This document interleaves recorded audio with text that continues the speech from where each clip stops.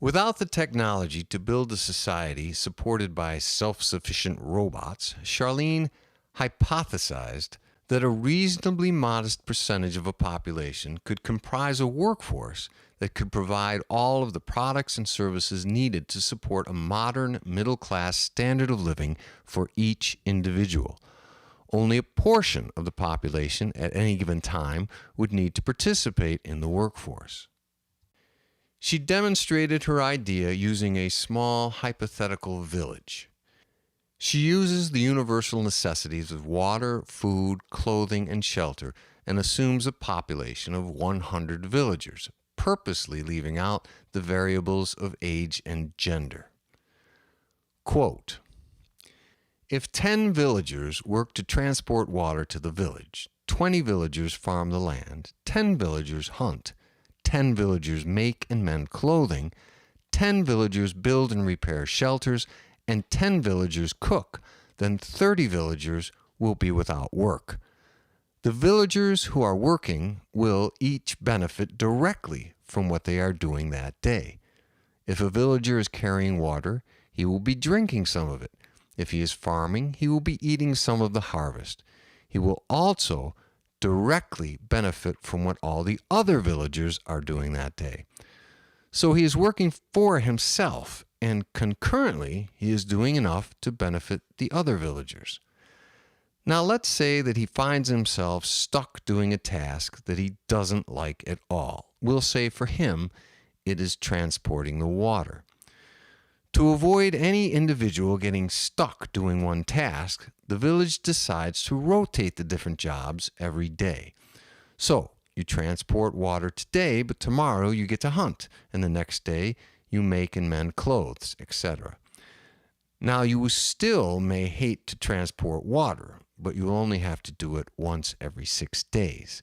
You carry it one day, and then you get 6 days of having it carried for you. Now suppose out of the 30 villagers who are not working that day, 10 of them rotate into the workforce the next day, and 10 of the ones in the workforce rotate out. Each day, each villager would spend his day doing one of the 6 different jobs. Since there are 20 villagers farming per day, then each villager would spend 2 days farming, since only 10 would be rotated in and out. So a villager would work for 7 days and then get 3 days off. This calculates out to be about 70% of his days he would be working each year, and he'd have 30% of his days off. Incidentally, if you compare it to a 5-day work week in a monetary system, it works out to be about the same. Now let's say someone in the tribe invents a way to divert water from the stream so that it's easier and quicker to retrieve. This means the same 10 villagers who were getting the water can now get it in half the time. So when someone is on water duty, they only have to work a half a day. Now everyone gets 3.5 days off. Villagers need only work 65% of the year with 35% free time. Everyone benefits from the idea, including the one who came up with it. He will be a hero, earning the respect of his peers and the population as a whole. His idea will go down in tribe history with himself as its creator. In this society, no additional compensation is needed. Not to share ideas becomes a disadvantage for everyone. Every time improvements are made in procedures, techniques, tools, and technology, time is saved, greater efficiency results, and the quality of life is enhanced. The whole tribe benefits. Now let's say our tribe needs to build a bridge over a creek. The whole tribe would be involved and encouraged to devise a plan, and the plan would evolve out of the proposed ideas from its members. There will be those who have a keen interest in such an endeavor, finding it an exciting project and therefore eagerly wishing to participate. Among them will be those who possess a natural aptitude for such things and would naturally tend to contribute more than others. Some may choose to be involved even on their days off. There will be others who will not be interested at all and prefer to do other tasks. Now, because of the flexibility of the workforce in this tribe, it can easily be reconfigured to accommodate this new project. Those with an interest can be involved. Those who choose not to be involved wouldn't be. Everyone chooses for themselves. The workforce is flexible because there is no specialization with regard to the essential daily tasks of the tribe. Everyone has had regular experience in performing these tasks. If someone is ill or injured, that person can easily be replaced.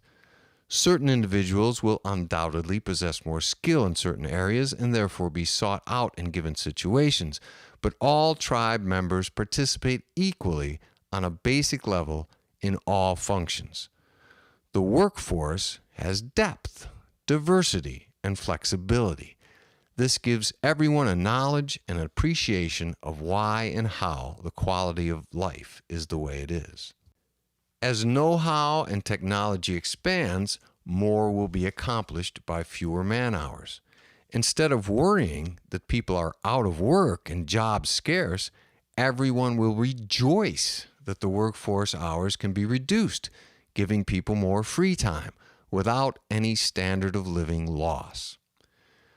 With their free time, people will do what they enjoy. Some may continue working at one of the tasks, like hunting, cooking, or making clothes, because they enjoy it. Others will develop non-essential pastimes that fulfill them as a person, such as art, storytelling, music, games, and sports. Others may dabble in science, mathematics, medicine, tool building, astronomy, studying wildlife, or other things that may prove beneficial to the entire tribe in some practical way. All of these endeavors will enrich the society as a whole. Through knowledge, reason, and technological advancements, the structure of any society should continue to improve and enhance the human condition. It should become easier to live more meaningful and fulfilling lives. The work and effort needed to sustain a comfortable living for everyone should be diminishing. However, this clearly is not the case. Although technology has given us more toys and gadgets, huge advancements in the sciences, manufacturing, and production of goods and services, human beings are still going hungry, crime is rampant, people are still slaving away at jobs for most of their lives, struggling to provide for their families, suicides have not declined, and the pressures of daily life haven't diminished.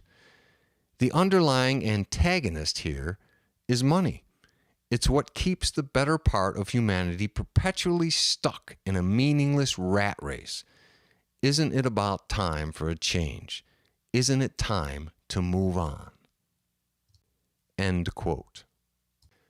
Charlene published her ideas in a short book entitled Cooperatism, which was popular for a brief span and became a hot topic of conversation around the country. It was met with swift and mostly unkind criticism from the conservative right, the moderate center, and even the liberal left. She was shocked that she was being categorized by many as socialist and communist. She was ridiculed and chastised by many for trying to undermine the principles of capitalism and democracy, as if she were committing some sort of treason. She says, quote, "I was simply trying to figure out a way to make life better for everyone and stop all the rampant greed and corruption that seems to erode our way of life and our freedoms, locking us into our pettiness, forcing us to keep running on that hamster wheel, and keeping us from living peaceful, satisfying, and fulfilling lives. It seems to me," she said, "and I still feel, that the money system is the ultimate root cause for so much of the pain and suffering in the world. All you have to do is look around you, and it should be obvious the many ways it negatively affects and impacts so many aspects of our lives.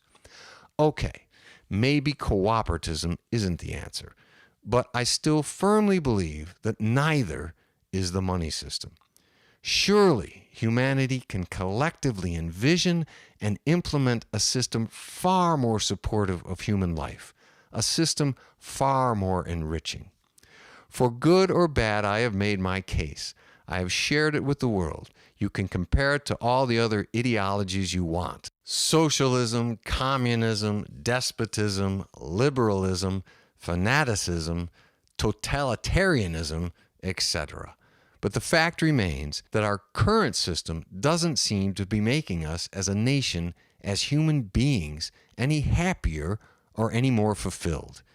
You must be blind if you cannot see this. Surely there must be a better way. End quote. Journalists, politicians, political analysts, and comedians were merciless, using every opportunity to reference cooperatism as material for political humor.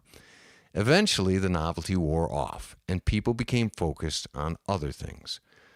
Cooperatism did have some ardent supporters, but the general population took it less seriously, dismissing it as naive and impractical.